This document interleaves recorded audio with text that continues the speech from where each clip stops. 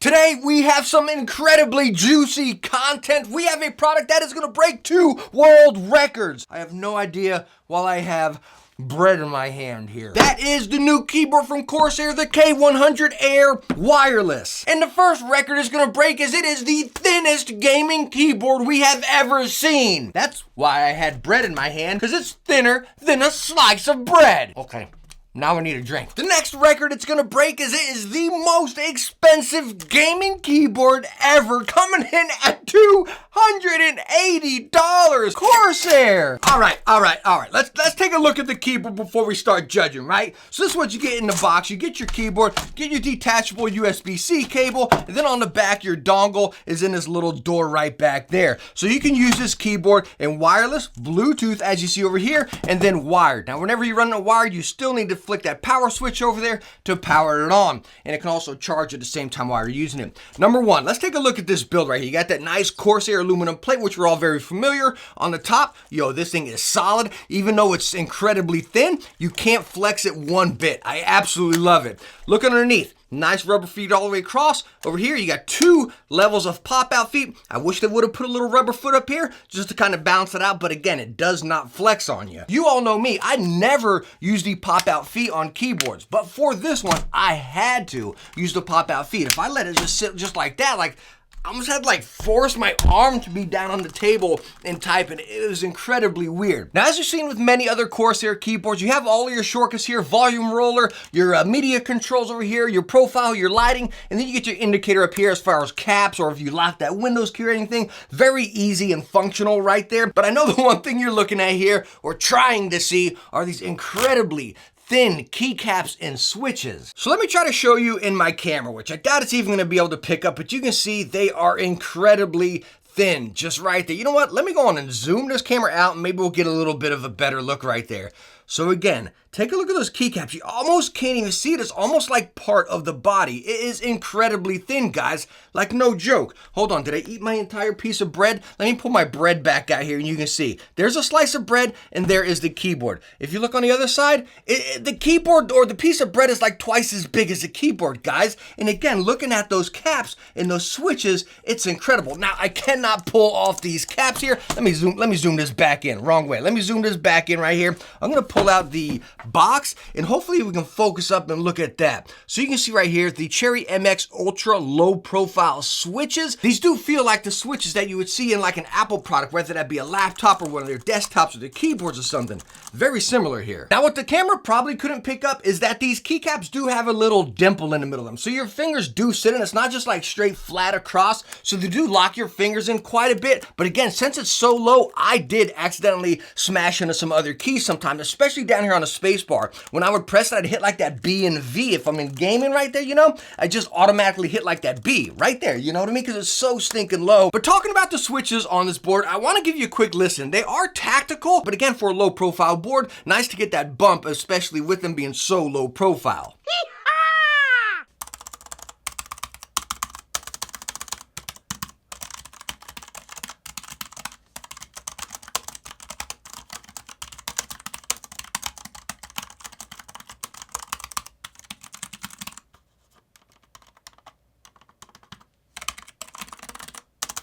So, as crazy as this is gonna sound, it's probably the best sounding Corsair keyboard we have ever heard, right? Because what have I stated about Corsair boards before? As much as I love them, the one thing they always do is they leave a lot of empty space underneath. They got that solid build, just sleek design and everything, but there's always so much open space underneath on the bottom of them.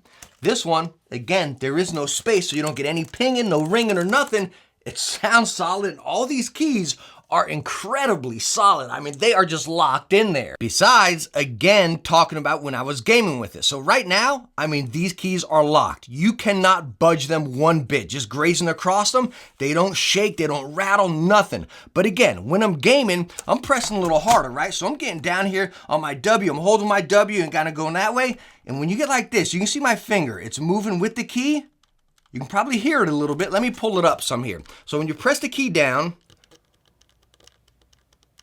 you hear it kind of dancing around in there. That's what I felt when gaming. It's not even so much a sound thing, it's just something I felt. So whenever I press here, and again, I'm pressing some other keys at the same time in action, I feel that key kind of dancing around in there. It's almost like it catches moves, catches moves, catches moves. I know that's not making sense. If you're in a store and you see it, again, get your WASD on like you're gaming around and just kind of move your hand around and you'll see exactly what I'm talking about. Now that's completely opposite whenever you're typing, because again, your hands aren't just sitting on WASD and all day long, you're just typing along and you're good to go. And that's where it really comes to life, and it felt amazing, again, being so low profile. Now I'm gonna throw a couple quick specs up on the screen here. Again, you can use this keyboard wired, Bluetooth, or wireless. Wireless with RGB on, you can get up to 50 hours. With the RGB off, you can get up to 200 hours. And yes, you can also take advantage of the Corsair Axon processor, giving you 8,000 polar rate, only in wired mode. And taking a look at the RGB here, I do still have 2 lights on, just to kind of give you us that natural feel. And I have my RGB dimmed a little bit. This is usually what mine is set at, just solid red. Again, you can control it right on the top there.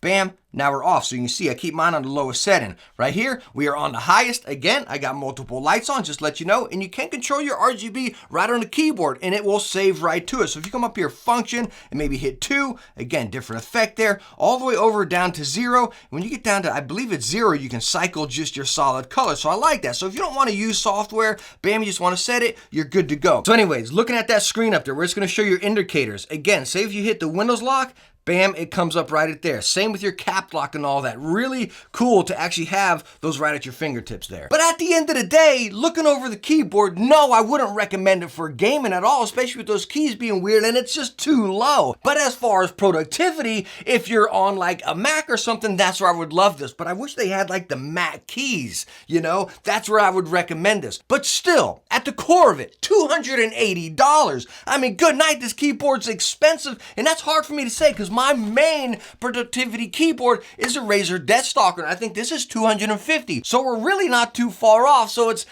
kind of hard for me here, you know.